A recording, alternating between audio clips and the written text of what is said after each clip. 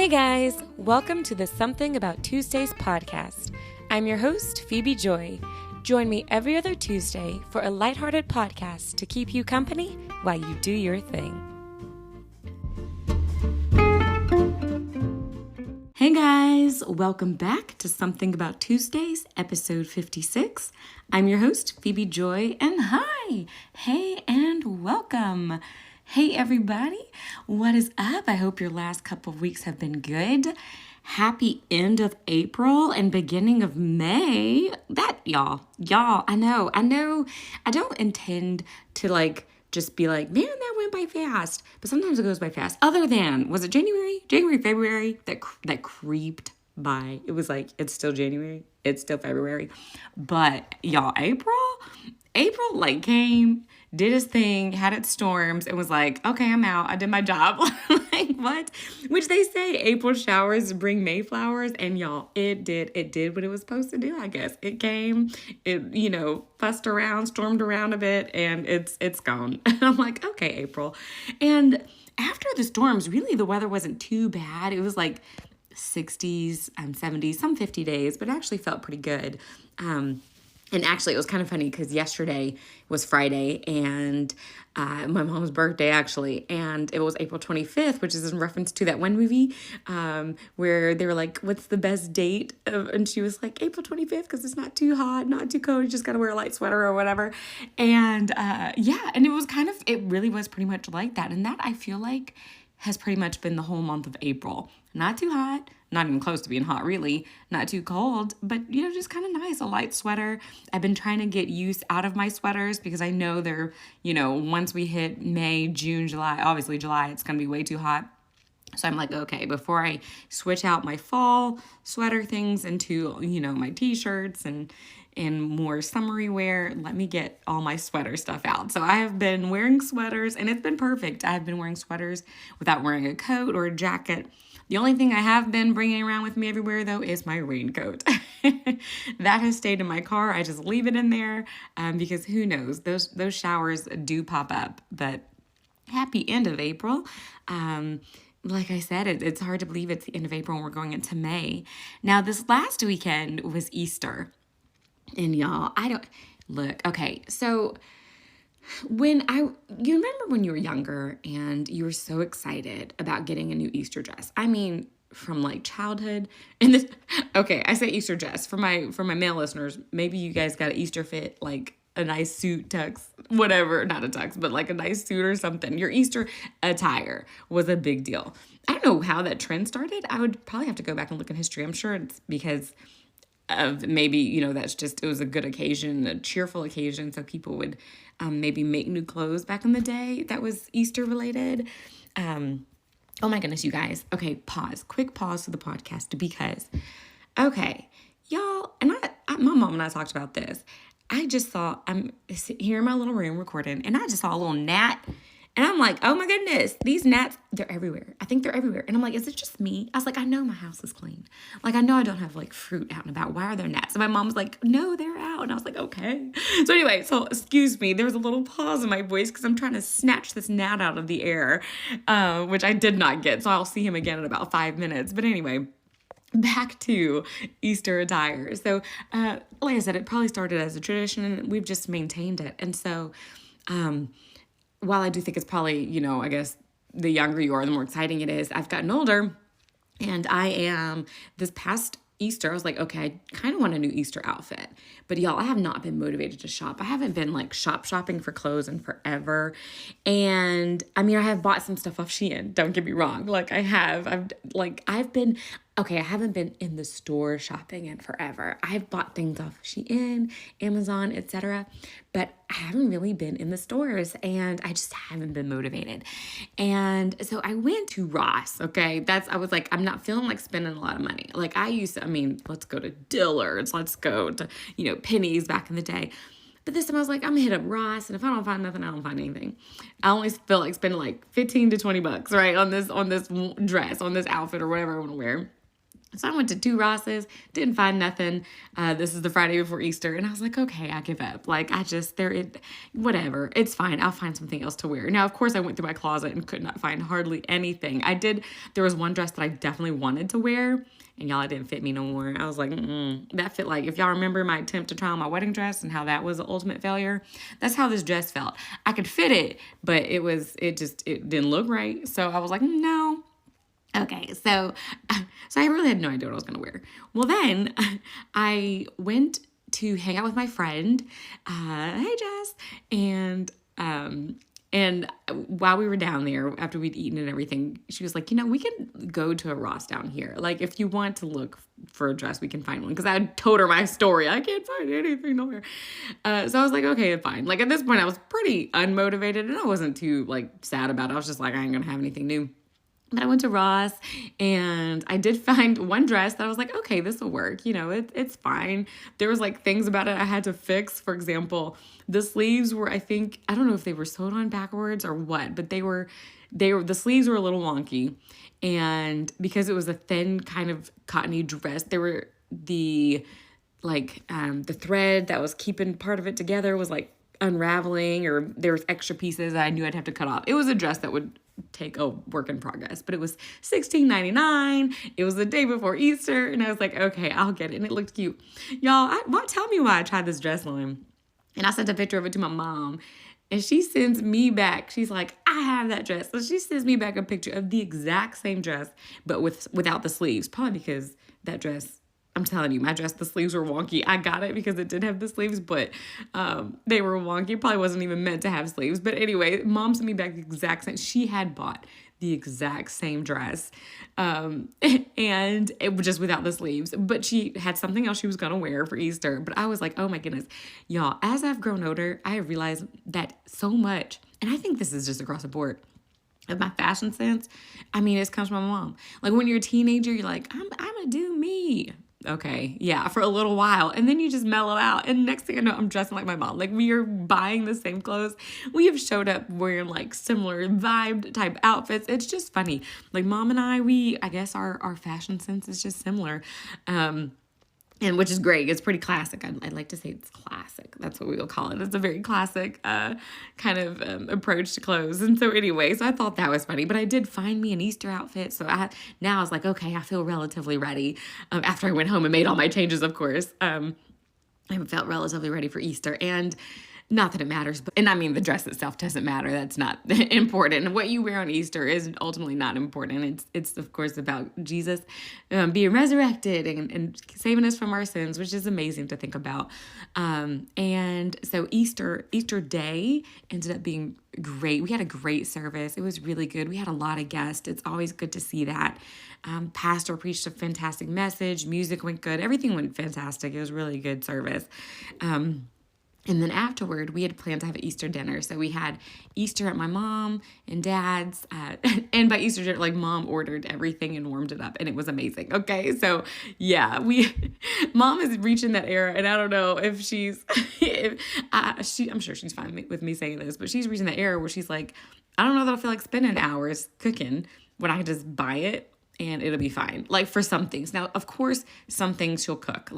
For, Thanksgiving or Christmas, she'll choose, but she doesn't, I think she's past that point of feeling like she has to cook literally everything. And I'm here for it. I'm like, yeah, because I don't like to cook. I'm not trying to do all that. So we had a really good Easter meal.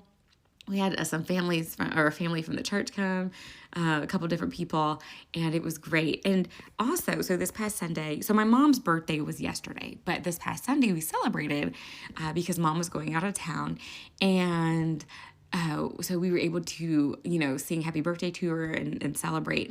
And you guys remember how I said on some Sundays we'd like to start playing games with the family. Well, we got a new game.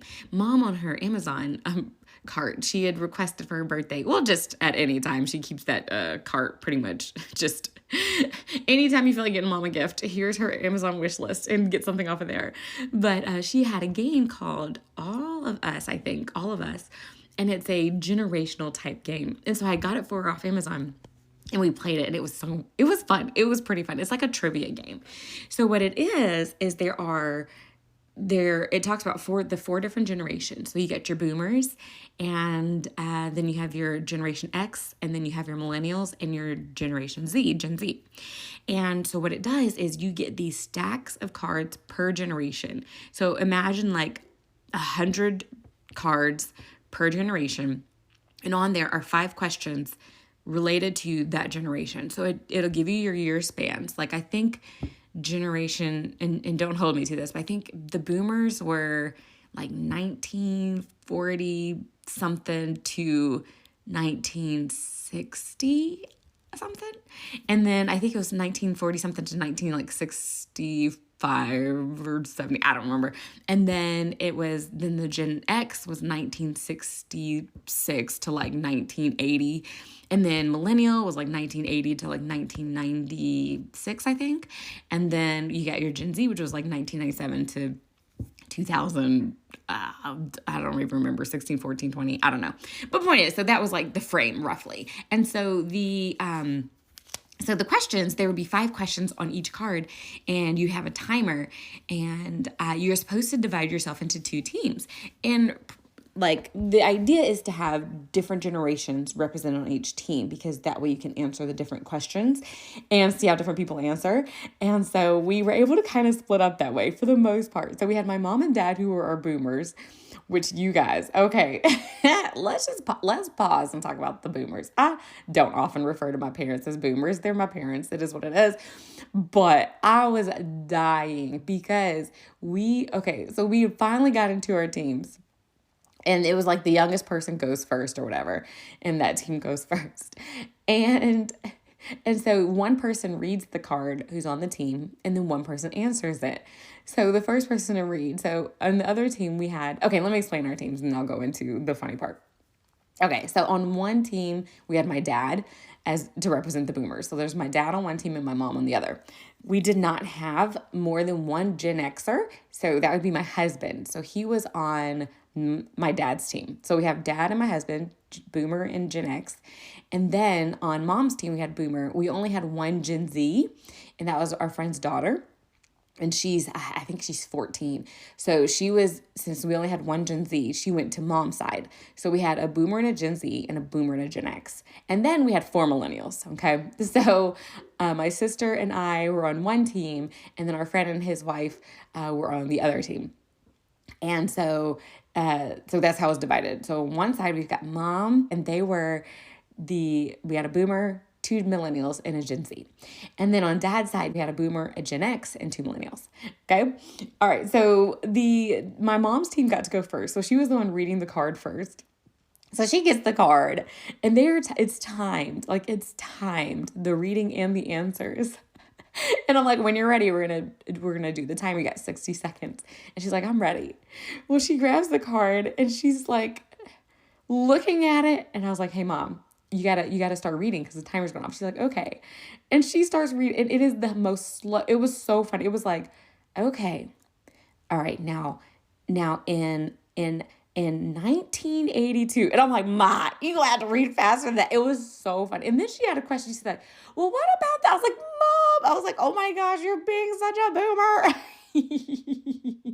And it was just hilarious because it was so like typical, like what you would expect. Like, okay, now hold on. Am I supposed to? And mind you, I had already asked mom if she was ready. Okay, this was after her already having the card and me asking if she was ready. And what's hilarious is when it was my dad's turn, he did the same thing. And I was like, this is so funny. Like, it was just great to see just boomers in action, like what you would expect. So it was just funny. Of course, I love mom and dad. Like I said, I don't often refer to them as boomers, but that was funny. And so if you have a chance to get that game, especially if you have a range of family members, that would be a fun one to play. And actually the men really liked it because it was very trivia based.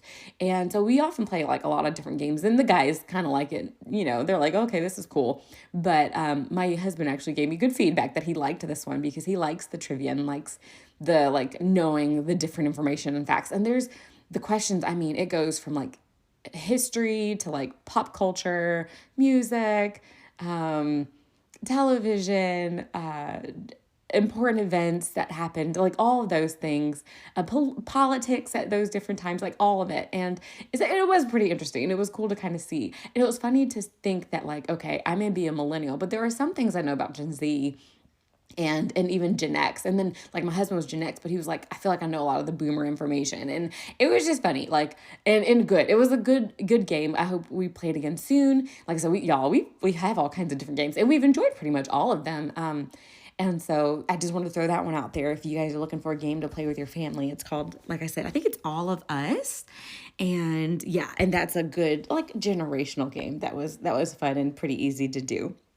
So anyway, so that was our Easter and, celebrating my mom's birthday. But y'all, okay, what?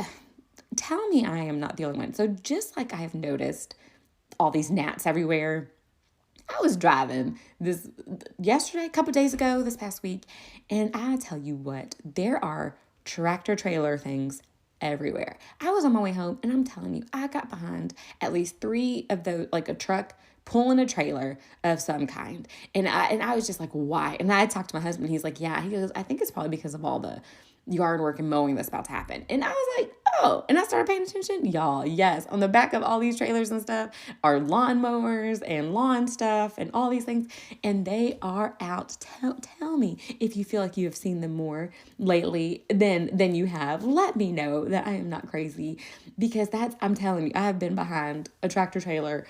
And the only reason I know is because it's slowing me down, and I'm like, what is up? And I guess it's the season. It's the season for lawn care and just mowing and spring and all that stuff. But that's just something random that I have noticed that I wanted to throw out there to see if maybe, just maybe, you guys have noticed that too. But so speaking of being like all the outdoorsy stuff, y'all know allergies. The allergies are here to get me. Been sneezing like crazy. My throat's been all tickly, all of that. But you guys, okay, I am embracing my age, but you're getting older when sneezing, like, throws your neck out. Y'all, that happened to me. That happened to me earlier this week. I was sneezing. And like a sneeze somehow twerked, did something to my neck, okay? And my neck was hurting for like a couple of days. I was like, what? From a sneeze? What is wrong with me? So y'all, so I was like, okay, this is crazy. So my neck and my back have been hurting. It's been continuous. Y'all know, because I went to physical therapy back in like August, and my friend at work, she was like, have you been doing those exercises? I was like, well, no. She's like, well, maybe you need to start them up again. But instead I did something different. I did what I do well, and that is at 10 p.m., 11 p.m. at night, y'all already know. Look, I should have a segment called What has Phoebe bought today? So at like 10, 11 o'clock, my neck and my back were just hurting. I was laying on the couch. I was laying with Hubs. He was next to me. And I was, doing my little like coloring game or whatever. And I was like, my neck and back really hurt. And I was like, you know what? Let me get on Amazon and see if I can find me a neck massager. Y'all, I got this little back massager. It was like $10. It was half off and then an additional $10 off or something. Y'all know how it is. And you could overnight it. And so best believe, I was like, let me just buy this really quick. I bought that thing, and it came that next morning at like 7 a.m. And I was like, yes.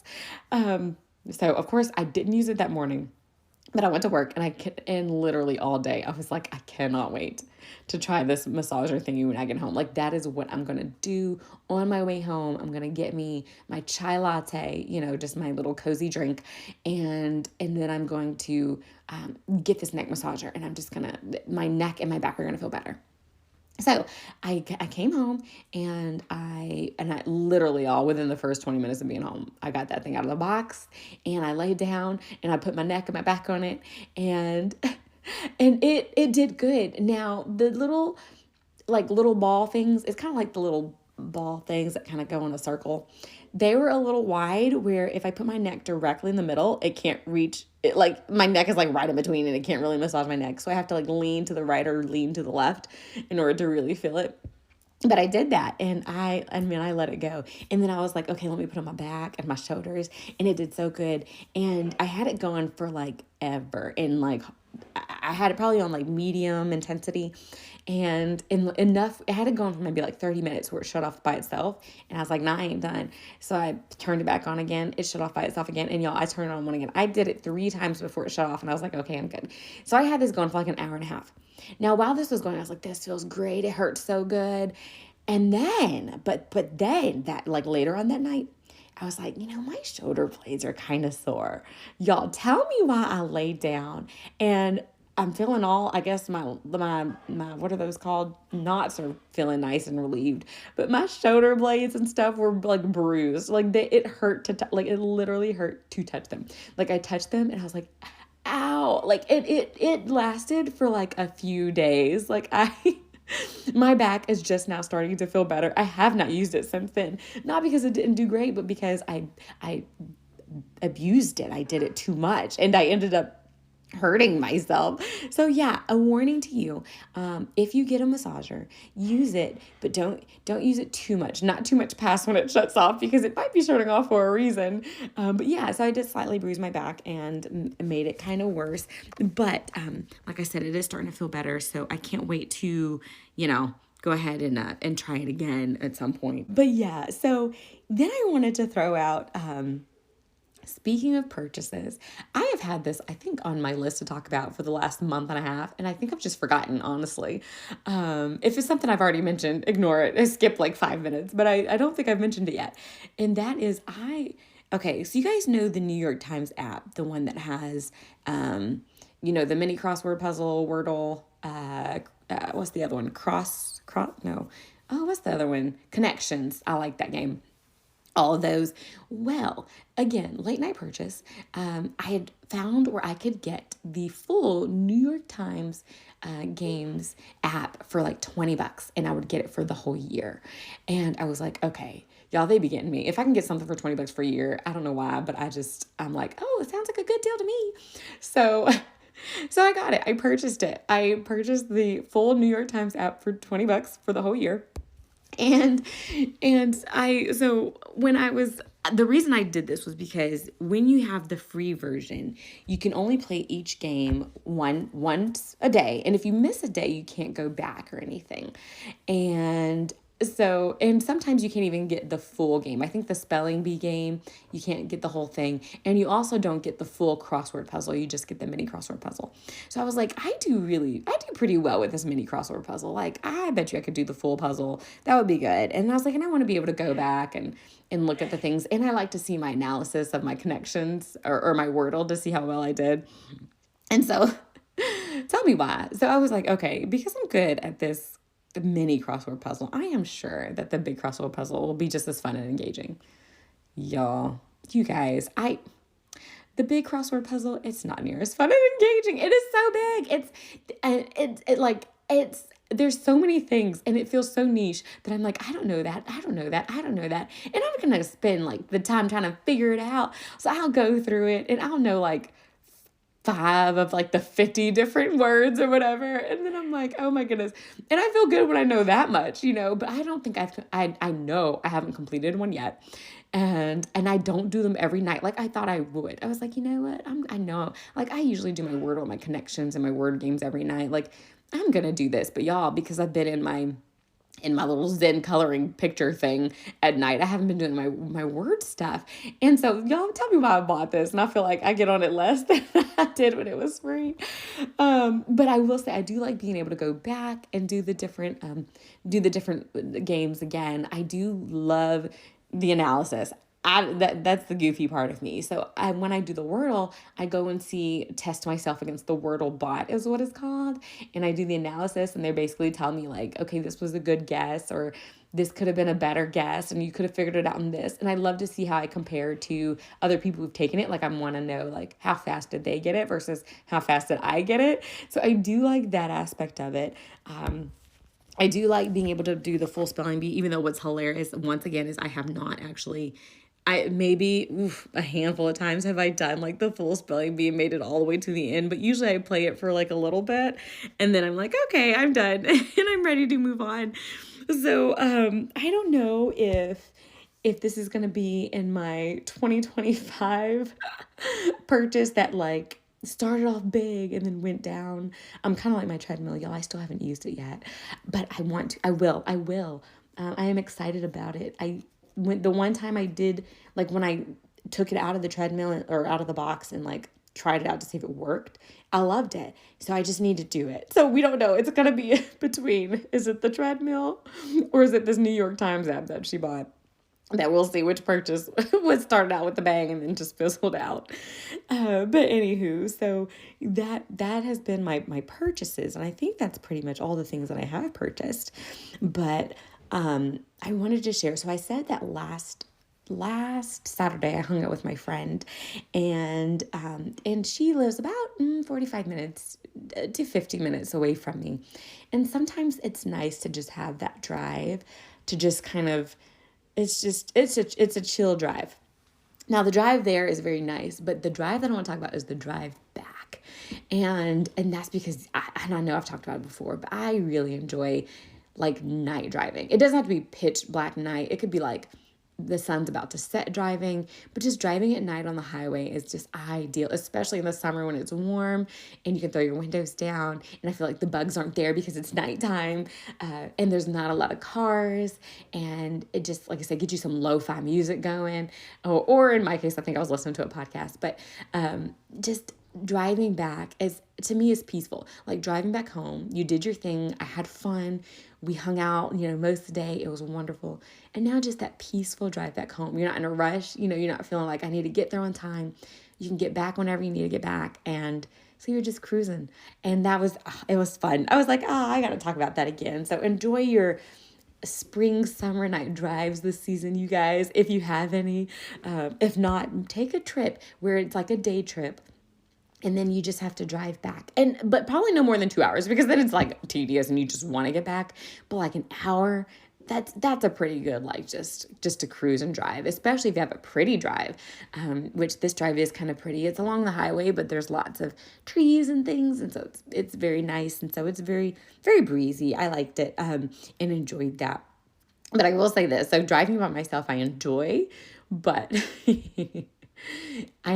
I wrote this down because it's so true that as an extrovert, I need Jesus. And let me explain. You're like, I'm an introvert. I need Jesus too. Yes, you do. But as an extrovert, I need Jesus. And this is why. So the other day I was off work and I had doctor's appointments and things, which we're going to talk about that too. But I had a couple of doctor's appointments. And so, but they're in the morning and early afternoon. And so there's space between them. But point is that I was going to be by myself most of the day, right? And so I was in my car, and I don't mind being by myself, but as an extrovert, I love being around people. And so one thing I often find myself doing is like, if I'm in my car by myself heading anywhere, I'm like, hey, Jesus. And I'll just be like, start a conversation with him. And it is so funny. And I'm like, hey, God, I'm glad you get to hang out with me today. Like as an extrovert, even when I'm not around people, I'm like, I need to be around somebody. And I'm like, I'm so glad Jesus is with me all the time. Because when I feel like talking to somebody or sharing something, I'll just tell Jesus. So if I'm in the car and something happens, I'm like, God, did you see that? Or if I'm like, God, I was thinking about this and this and this. Like I don't have to be alone, even when I'm alone, because I got Jesus. And I was just thinking about that. I was like, oh my goodness, I'm so grateful that he's always there, and that he cares, and that I can talk to him at any time, especially, like I said, as being an extrovert when I'm alone. And sometimes I still want to talk and say something.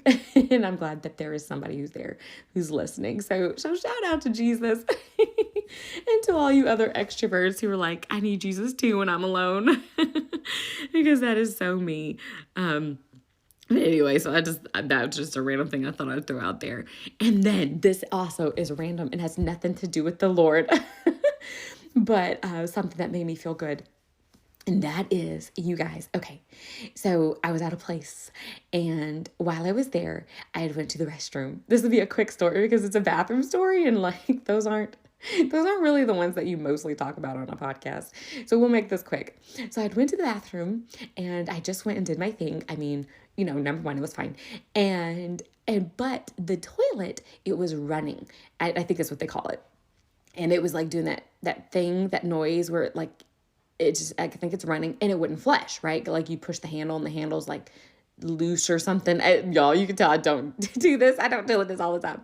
And it was loose or something. So I was like, oh my goodness. And I was like, wait, I think I know what to do. I haven't had many opportunities of fixing a toilet, but I was like, I think I know what to do. So I was like, okay, I am going to try to fix this thing because I think I can do it. So I looked at the toilet. There was, I think, a plant or something on top of the toilet seat. So I moved that down, and then I moved the top of the toilet seat down. And I was like, last I remember, you just have to pick up this hook-like thing.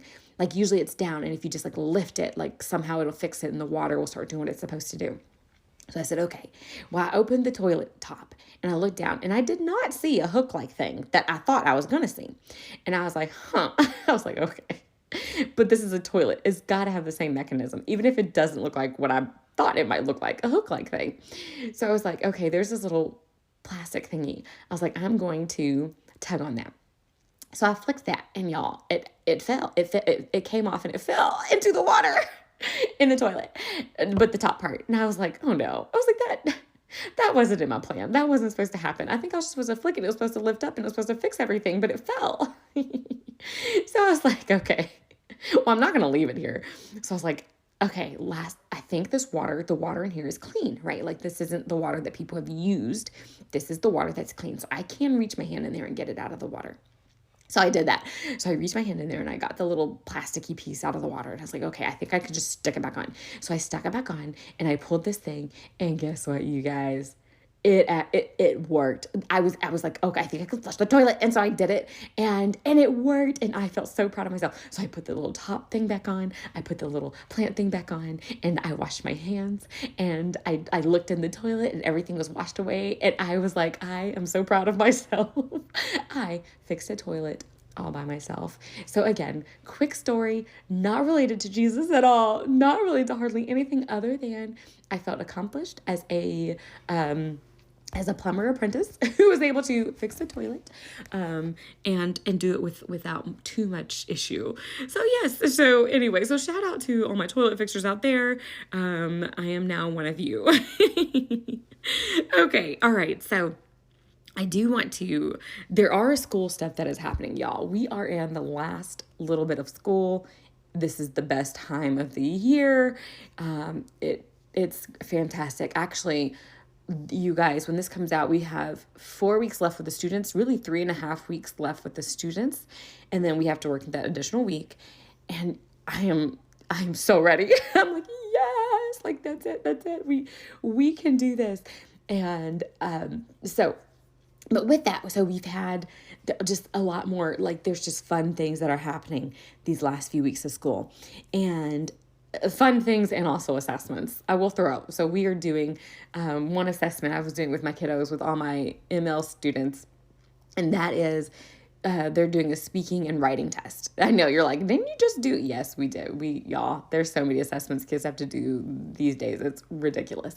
But anyway, so this is another speaking and writing test that my ML students had to do to test their oral language, their ability to speak and write English. So I do it with my K1. And what's kind of different about this test than the one we took back in like January, February, was that they record their voices in that one, but they can't go back and listen to what they sound like. This one, they can listen to what they sound like. And when I say these kindergartners were getting a kick out of listening to their voice, I promise, like every group I had just a group of 3 each time. The kids, at least 2 of the 3, if not all of them, would go back when they would listen to their voice, would giggle or smile. And that's how I knew like they could hear themselves, because they had their microphones and I'd be like, okay, go back and listen. Can you hear it? Now, sometimes I would take their headphones and listen to it myself, but really I knew they could hear it when I saw a smile break across their face and a little giggle would come out. And they were getting such a kick out of hearing their voices recorded. All they had to do was look at a picture and talk about it and say what they saw or what was going on in the picture. And they just loved hearing their own voice. It was so funny. Now, my first graders, they thought it was cool, but they were kind of nervous. They were like they understood this is kind of an assessment, and they were like, I don't know if I like hearing my voice. I'm like, it's fine, and it's funny. They did so good though. I was very proud of them. My K and my 1, they rocked it. But anyway, so that's the assessment part. That was super cute. But the things that I want to talk about are the two different, I went on one field trip, and then I went on one after school trip. It was our race. So we're going to talk about both. The first one that I went on was last week, and that was we had our kids running thing. So this wasn't Girls on the Run. This is pretty much it's available for our 1st through 5th graders, and they just have to run a mile, but they have to run, I think, 12 miles leading up to the race, which at the race they have to run 1 mile. So we let them run at school and get their miles in at school, and then ask them to also get some miles in at home. But so this was time for them to go running. So we've got our grades, 1 through 5. We had quite a few kids go. I think we had I don't know if we had 60 something kids go, which is a lot. I think last year we only had 40 something, but this year we had like 60 something kids go. And so we are on the bus. Okay. We're on the bus with the kids. We got them all on there, and there's my teacher who's the coach and a couple other teachers, and here we go. So we leave our school, and we are just heading downtown. Traffic is a bear. The kids were like, how long is it gonna take to get there? And it was supposed to take like 20 minutes and ended up taking like 40, but we're riding on the bus, and we're getting towards, I guess, closer to downtown or whatever. Well, then, okay, we hear sirens. And that's all we hear. And all of a sudden, one of the kids goes, are we in the hood? Another kid goes, we in the hood? You hear those sirens? We're in the hood. I was like, oh my goodness, you guys, we are not in the hood. We are just downtown. Like, we are what? And the fact that they was like, we in the hood, I was like, y'all, what? Why are we talking like that? So we were in the hood, according to the children, when we were heading downtown. And then we passed by a skate park, and they were fascinated. And I have to admit, I was kind of fascinated too. I knew we had a skate park, but I had never been, and I'd never really seen a skate park in person. Like I've seen them, on TV or whatever and stuff like that, but I haven't been to one, and I haven't driven past it. So we drove right past it, and we got to see just when one of the skateboarders was going down the little ramp thing, and the kids were like, he's about to go down. And we're like, whoa. And so we got to see them for all of like 30 seconds before we drove past, but that was pretty cool. But what I thought was precious too was, so we arrived to the place, and one of my 5th graders, she sees the other people, and she goes, I'm scared. And she goes, you know what? And this is just her, like literally it's just coming from her. She said, I'm scared. She goes, well, I'm not scared, but I am nervous. And I love that. I was like, I love that reframe. Sometimes we get those feelings, and it can feel like we're scared, like our tummy's aflutter and our mind is racing, but that doesn't mean we're scared. It could just mean that we're a little anxious and nervous, right? It's that reframing feeling. It's like, okay, I'm not scared to do this, but this is something that I haven't done before, or this is something that makes me a little anxious, but that doesn't mean that this is a bad thing. So I really loved her reframe there. And then, y'all, okay, so once again, we've arrived. We are about to go into the place, and when we are walking in, I'm at the very back of the line, and the kids are walking in, and I'm just keeping, trying to make sure we have everybody. And one of the kids and his sister were just so slow, and they were falling behind, and there were kids behind them, and there was a gap coming. And so, as the teacher, I was like, hey, close the gap. That's what I tell kids, catch up with your class, close the gap, catch up with your group. And I'm like telling them this. And then I look down, and the kid has a boot on his foot.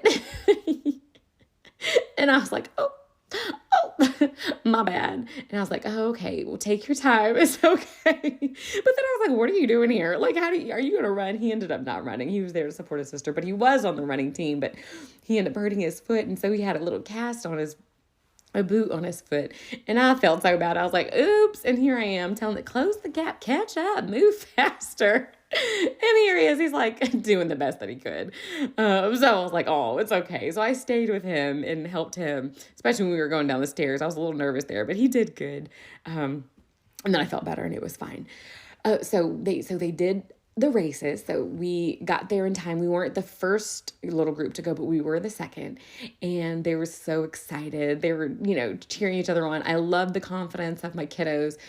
They were like, I one little boy, I went up to him and said, okay, you going to be in the top 3? He was like, no. I was like, oh, you never. And he was like, I'm going to be number 1. And I was like, oh, okay. Like, I wish I had that confidence. Which I thought was funny because I was like, number 1 is in the top 3, right? But hey, he wasn't even going to be 2 or 3. He was going to be number 1. Now, of course, when he actually ran, Fran was not number 1, but hey, he tried his best. But we did have one of our girls, I think she was in like, out of the probably at least 100 kids, because 60 of them were ours, and then more, like 3 other schools came, I think. So out of the 100, maybe 150 kids, we did have one of our girls who is like in the top like 10. I was very, very proud of her. I think one of our girls and one of our boys, they were 5th graders. And they did very well. I was, like I said, quite proud. And actually, the girl that did really well, she was the one that I was just telling you about who was like, I'm scared. Well, I'm not scared, but I am nervous. She's the one that did really good. So I was very proud. I was like, you go, girl. Especially considering she's one of mine. Like, I actually see her at school. She's in one of my groups. So I was super proud of her. And so we had a great time. We took pictures. The kids were signed out. By the end of it, a lot of the parents had came, and we had like 60 something kids go, maybe like 50 on the bus, and we only had 8 kids that we had to take back on the bus, which was lovely. That's nice, and that's fun because everybody can get their own seat. And of course they still shared, but some of their friends they shared, but it was a lot more calm on the way back, and it was pretty fun. And we took pictures. They all got a slice of pizza. One little guy, they had so we had, like I said, 8 kids. One of the kids, he was actually fasting, and so he didn't get the pizza, but he was okay. He's like, I'm okay about that. I was like, okay. And then, but one little guy, they had 6 slices, and we were like, oh no, we need a slice for him. So we had to wait like until the end of the line, and I just felt so sorry for him because he was also one of the kids who was like, I'm hungry. Can we go get pizza? But when he got his pizza, it was this big old slice of cheese pizza that was just dripping off, and he was the last one to eat, so he got to enjoy that. And so I was like, oh, well, good. Glad that we got you your extra piece, even though for a minute there it was looking he was looking sad while everybody else was eating. But anyway, so we took those pictures and had fun with that. And then so we head back, we shared the pictures with just the school peeps, and then I'm at home and I get a text from my teacher friend. And she's like, hey, is this one of our kids? And she sent me this picture of this little guy who was holding a medal. And it was a picture one of our teachers had taken. And she's a new teacher. She's new this year. And she had, I guess, taken pictures of all the kids and their medals. But there was also this random kid. He's by himself in the picture, holding the medal, looking like he's one of our kids. He was not one of our kids. I said, he's not one of ours. He does not belong to us. So here we have this picture of this random kid. And all I can picture is like, he's just sitting there, maybe with his school. I don't know where or how he got mixed with our group. But I can picture like maybe someone being around him being like, why is that teacher, that woman taking a random picture of my son or my student or something? Like, they would know that she wasn't one of ours. And I'm just like, oh my goodness, that is so funny. It's like you have all these, oh, there's so-and-so, there's so-and-so, there's so-and-so. Who's that? It's just this random kid. So anyway, so sorry about the picture of the random kid.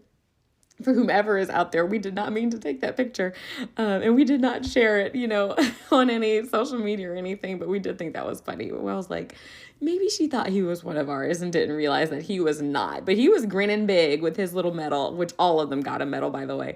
But anyway, so that was a fun little trip, and that was, like I said, the after school one that we did. That was pretty awesome. So then the second field trip that I went on, and there's not too much to share about this one other than this was with the kindergarten. So this was during school. It was with kindergarten and 5th grade buddies, which, you guys, that was a really good idea on the kindergarten and 5th grade part on with the zoo field trip. Now, when I was taught kindergarten, I did do a zoo field trip, and I made sure I have enough parents that we had, small groups of people or small groups of kids, because trust me, what you don't want at the zoo is a large group of students, because there's generally a lot of other schools there, and there were, and just it's very, very busy. And so it's really hard to keep an eye on everybody. So you definitely want to get your small groups, maybe 6 max in a group. But we did that this time around, and the kindergarten teachers had teamed up with their buddy teachers who were 5th graders. And they're like, the whole system where you have like a 5th grader who teams up with a kindergartner buddy. And throughout the year, they do stuff like maybe come down and read, maybe do a little project with them or whatever. So then they wrapped up the year by doing this zoo trip. And it was such a good idea. Those 5th graders did so well with their kindergarten buddies. So I had just a group of, I had 6. I was supposed to have 6, but I ended up with 7. But I had 4 5th graders and 3 kindergartners. And the ones who had buddies did a very good job of keeping their buddies around them. They held their hands. They, if they would get on something, they would tell them to get down. They were like, stay close to me. It was so cute. Now, I did have one kid who was like, hey, so-and-so. I mean, he was trying to be the adult to his buddy. And I was like, you can't yell at another kid. Like, I get it. You want him to be near you, but you got to do it nicely. So, like, trying to teach him how to, be around a kindergartner buddy. But they did really well, and that was fun, and that was a good idea. So I'm throwing out there for any teachers out there, have a buddy system. It really helps with those kindergarten kiddos, and it helps them stay engaged, and they like talk to each other, because you guys know kindergarten, they want to show you stuff, they want to talk to you about stuff, and if you're the only adult, then everybody wants to show and talk to you. But if they have someone else who they feels like a big person, like the 5th graders, then they share that information with them, and you're pretty much left alone, which is nice. So I just did a lot of guiding and moving along and keeping track of time, and they did most of the talking and sharing and like just kind of expressing what was going on and talking about the animals with each other. And that was really cool to see that, that independence, to see that what's the word I'm looking for? It's when you like take care of it yourself. Oh, what is it? It's something. I can't think of it right now, but just, autonomy. There it is. Yeah. Taking autonomy for their own learning and things like that, and for sharing. So they did really good, and it was great. Well, when we got to the zoo, we did find out that the school had overpaid by several $100s. And so they said, okay, everybody on this field trip, which there was a lot of us, everybody on this field trip gets to do a free carousel ride. I was like, oh, okay, sweet, all right. So we waited to the very end, thank God, and we went to do the carousel ride. And I wasn't sure I was going to ride, but then I had a kindergarten that was pretty short, and so I was like, okay, I'll do the carousel ride standing next to the kiddo, because if they're too short, somebody has to stand with them. And so we get on the carousel ride, and while I'm on it, I was just thinking, okay, no, I can't do carousels. You guys, tell me why I was starting to feel a little sick. Like, just feel a little dizzy. I was like, this is slow. Like, this should not be making me dizzy. It wasn't going very fast, but it was the up and the down. I wasn't on it, but just seeing the other things go up and the down and the going around. And if it was any faster, y'all, I'd have gotten sick. But I was like, okay, okay, carousel. There's probably something to it, but I was like, I don't know if I can say the carousel's overrated, but it might be a little overrated. I don't know. I don't know. Maybe the kids really like it. They seemed fine. I don't know. Like, no one seemed super thrilled and was like, ooh, I loved it. But actually, I can't say that. I did have a kid come off of the carousel and be like, let's do it again. So you're right. Okay, maybe there is something to the carousel, but I was like, first off, this is making me sick. Second off, I don't know about, I don't even know if I like this. This isn't thrilling. I don't know. And the music is weird and not weird, but it's just old school. And it is, but I will say, riding the carousel is like a step into the past, especially one of those old ones. Like it did make me feel like back in the day, like, how you can picture like the back in the day fairs, and you think about the carousel and the women with the big dresses and the umbrellas and the kids riding it and things like that. Like, that's what made me think about that. But I will say, so I meant to look this up and I didn't. But while I was on the carousel, I looked at a sign, and the sign on the carousel said, Mary Lee, we go around. Mary Lee, like Mary space Lee, like it was a person. Mary Lee, we go around. And I said, wait a minute. No, it's merrily, like Merrily, isn't it? And I meant to look this up before I came on the podcast because I was going to tell you where that came from, but I did not look it up. So now I'm leaving it to you. Is it Mary Lee, like it was written on there? Or is it Merrily, like how we think, like happily we go around? Or is it Mary? Is there a story to this carousel thing? Y'all, I wrote that down because I was like, what is this? So I do want to go look that up. If you look it up before I do, feel free to let me know if like where that came from, if it's Merrily or Mary Lee. And if so, why is it Mary Lee? And was it originally Mary Lee and then become Mary Lee? Or did our zoo just so happen to change it to Mary Lee? I don't know. But I was like, huh? I've never seen that. I've never seen Mary Lee, we go around. Like it was a story. I don't know. Now I gotta look it up again. But anyway, okay, so that was there. And then you guys, so we made it through the zoo, like made it through most of the day, made it through seeing the things. And I will say, you guys, those animals were out today or out then, especially the polar bear. We have a polar bear, and I don't know that I've ever really seen him. And if I have seen him, he was like asleep. This time he was swimming and doing circles, and it was so cool. But I have to say this. Okay, he was swimming and doing this circle, and he did it for like 10 minutes straight, the exact same move that I was like, is this real? Is he real? Is he, what are they called? Animatronics or something? Like, is he? Because I promise you, he was doing the exact same move, exact same face over and over. He did like this backflip, swim down, come up, backflip off the wall, swim down, come up, backflip off the wall, swim down, come up. It was cool. Don't get me wrong. It was very cool to see. But after like the 50th one, I was like, is he okay? Like he's doing the same thing over and over. Like, is he real? Y'all, I'm a little skeptical now. But we saw him. We saw the tiger, which normally is sleeping. He was kind of awake.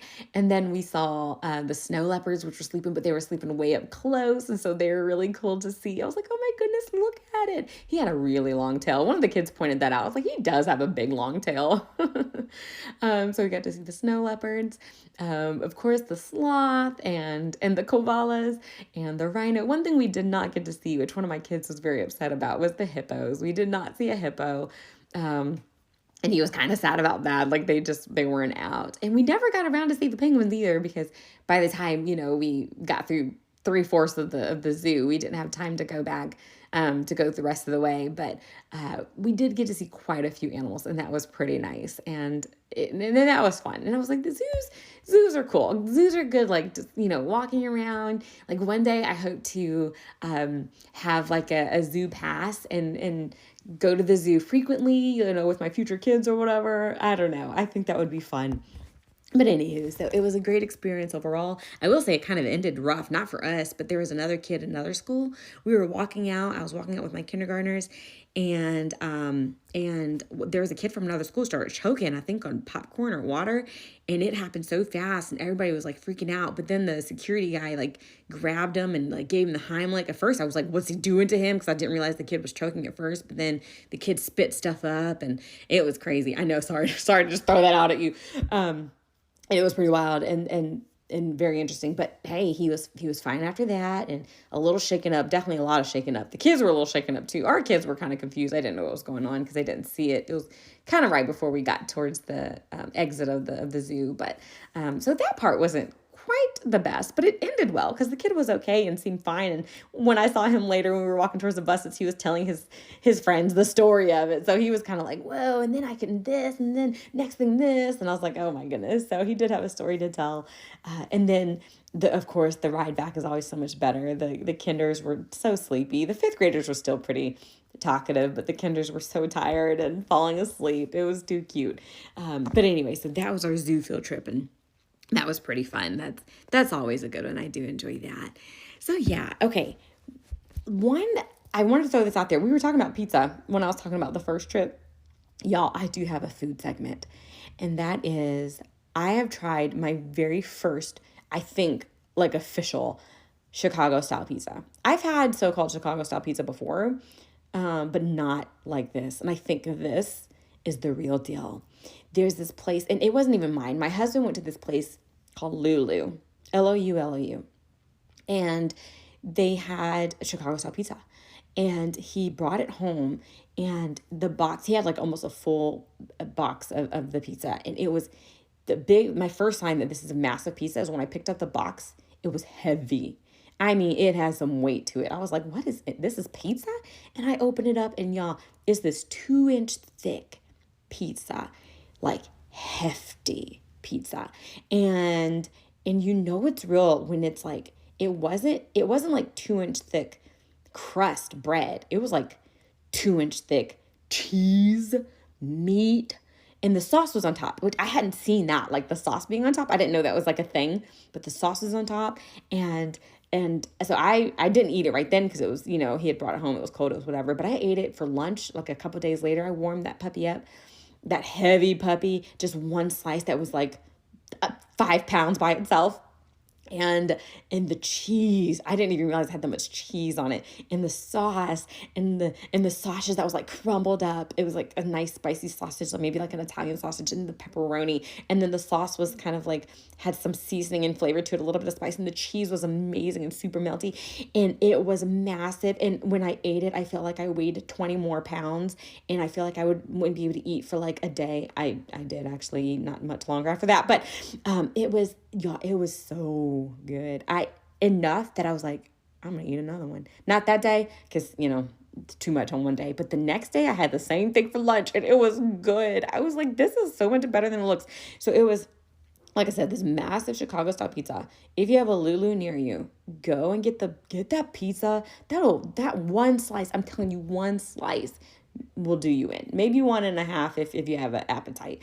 Okay. It was massive and so cheesy. If you like cheese, it was good. But not just like cheese on top. It wasn't cheese on top. It was like layers of cheese. It was like cheese, meat, a little bit of the crust, but cheese again, and meat. It was, I don't know how they did it, but it was so good. And it was amazing. And that was, I think, my first experience with like Chicago style pizza. I'm usually a New York pizza. Like, I want it thin. I want it to fold between my fingers. Like, I want it dripping with grease. Fantastic. But this Chicago style pizza, this one, like this legit one, almost be like, okay, now I see, not even almost, it did. Now I see what people are saying when they say they enjoy Chicago style pizza, because that mess was good. And if you have not had it like that, you didn't really have Chicago style pizza. Like, that wasn't it. My version of what I thought Chicago style pizza was like Jets, like their thick, like just their thick pizza. I was like, that's Chicago style. Yeah, no, that's not Chicago style. Get you some real Chicago style pizza. It was amazing. It was so good. Yeah, and filling, and very filling.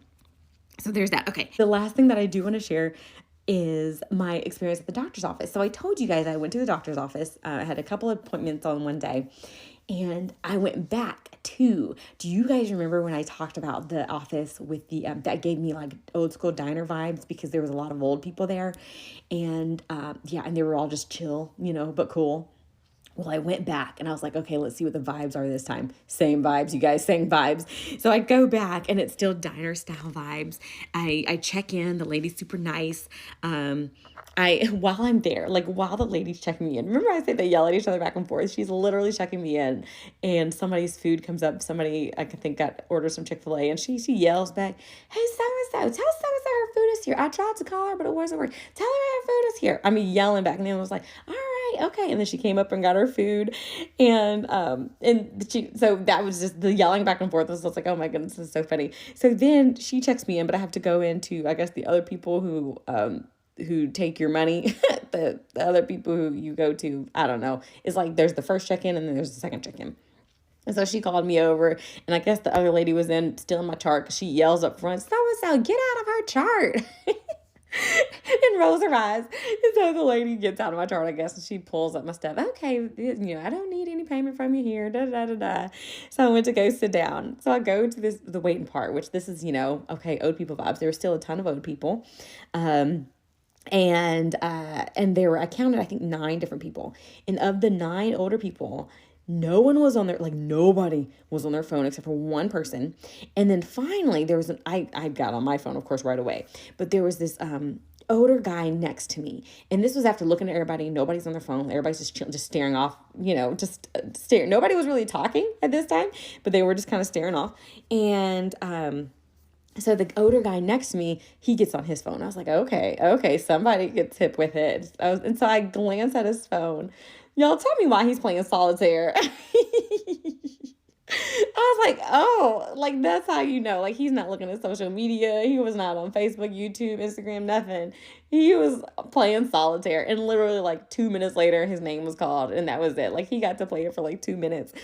And so I thought that was funny. So I looked, there was another guy who came. He came after the other dude. And he sat down and he had a book. He had a Dean Koontz book, which felt so fitting. I was like, yes, just a Dean Koontz paperback book. And I was like, yep, this makes sense. Like, this is the vibe. We sit and we have our crossword puzzle person, we have our book person, and then we do have our older guy who's on the phone but playing solitaire. Like, that is the vibe. But anyway, and then, so there was this older lady who was sitting across from me, really old, white, like all white hair, and she gets called back. And when she goes back, she responds, and y'all, tell me why she has like almost this Slavic accent, maybe Russian. Like it was, y'all, and I can't do it. I can't do that. I like my British accent, right? Like I can talk British like all day and love it, but I don't know how to do the Slavic accent or something like that. That Russian, that's all I can think of, kind of that kind of accent. She had that. And I don't know why, but that still fit the diner vibes. I don't know. It just felt like this really is, the 1930s, like, I don't know, 40s, where are these people? Like, that was the vibe, which is one guy, he did say his birthday, he was 1946, maybe. But anyway, so yeah, everybody still matched the vibe. And I was like, yes, this is it. And so I had my blood work done, and I can't remember if I talked about this last time, but I'm going to talk about it again because it still made an impression on me. And once again, if I've mentioned this before, finger pricks are the worst. I've had my blood drawn. Literally that day, I had my blood drawn in both arms because they can't get it, and because my veins are a struggle. It always takes like multiple pricks. So I had it in both arms in my hand, and they finally got out of my hand for a blood draw, okay? I have had like the subcutaneous shots in my stomach. I have had intramuscular shots, and all of those I can handle. That finger prick shot hurts. It hurts worse. I don't know if I'm just used to other shots, used to them doing things in my arms, but it's the finger one. When she pricked my finger, I was like, that really hurts. And it hurt for like a while. I was like, what is this? Y'all, I don't know what it is about them finger shots, but those they hurt worse to me. Those are the worst shots. I did not like that. And that's what I mean. I've had shots everywhere. I've had, when I was in the hospital, I had a shot in my foot. Like I said, I've had a shot in my forearm. They had to draw blood once out of my forearm, like in between my wrist and my like in your elbow where they normally get it. Yeah, in my forearm I've had that. And even that did not hurt like a finger prick. I was not feeling that. I was like, this is painful. I don't like it. But alas, it wasn't too bad. And it ended quickly, but I still did not like it, and it was not cool. So anyway, but I did go to my doctor, and I can't remember if I described him last time and how sweet he was, but he was super sweet again.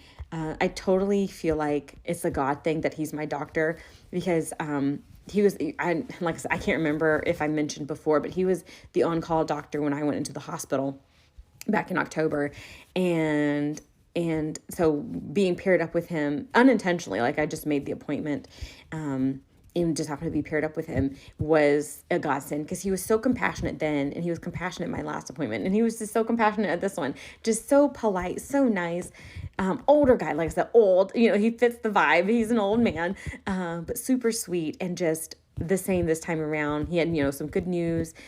He had plans for the future of what we're going to do to work on stuff, and he was just wonderful. So I loved that. So it was a good doctor experience overall.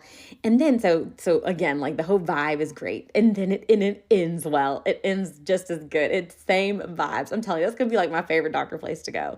So I was getting on the elevator.